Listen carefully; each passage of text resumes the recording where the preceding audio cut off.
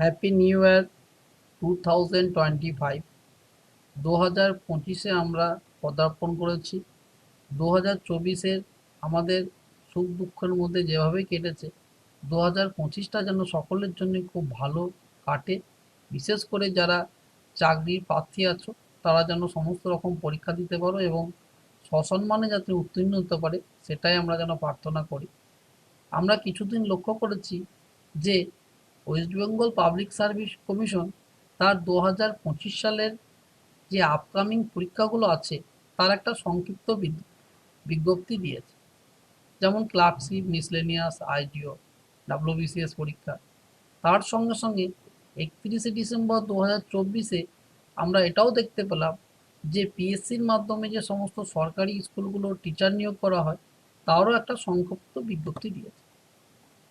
এই বিজ্ঞপ্তি থেকে আমরা এটুকুই বুঝতে পারছি যে গোটা রাজ্য জুড়ে পাবলিক সার্ভিস কমিশন আয়োজিত যে পুরোপুরি সরকারি স্কুলগুলো আছে, তার কিন্তু একটা টিচার নিয়োগের প্রস্তুতি চলছে।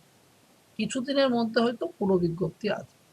এই বিজ্ঞপ্তি থেকে যেটুকু আমরা বুঝতে পারছি, সেটুকু হচ্ছে যে এটা হয়তো পিজিটি পোস্ট, মানে 11-12-এর জন্য নিয়োগ হবে।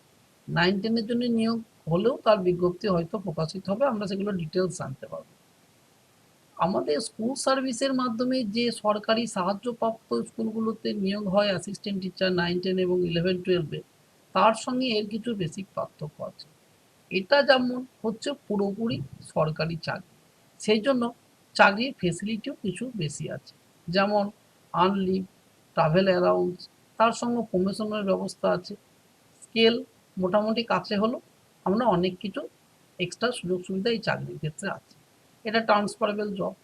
কিন্তু এই পরীক্ষাতে একটু ভ্যাকেন্সি কম থাকে, যেহেতু জেলা স্কুল বা এরকম ধরনের সরকারি সাহায্য যে প্রাপ্ত স্কুলের মতন সংখ্যা কম থাকে। কিন্তু সঠিকভাবে যদি আমরা গাইড নিয়ে পড়াশোনা করতে পারি, তাহলে এই পরীক্ষাও কিন্তু আমরা ক্র্যাক করতে পারব। তাই আমাদেরকে খুব সতর্কতার সঙ্গে এই পরীক্ষার প্রিপারেশন করতে হবে। এই সুযোগ যেন হাতছাড়া না হয়, সেই চেষ্টাই আমরা করব। এবং সামনে যে বছর আসছে, তাতে যেন সবারই মুখে চাকরির জন্য হাসি ফোটে, সেই প্রার্থনা আমাদের থাকবে।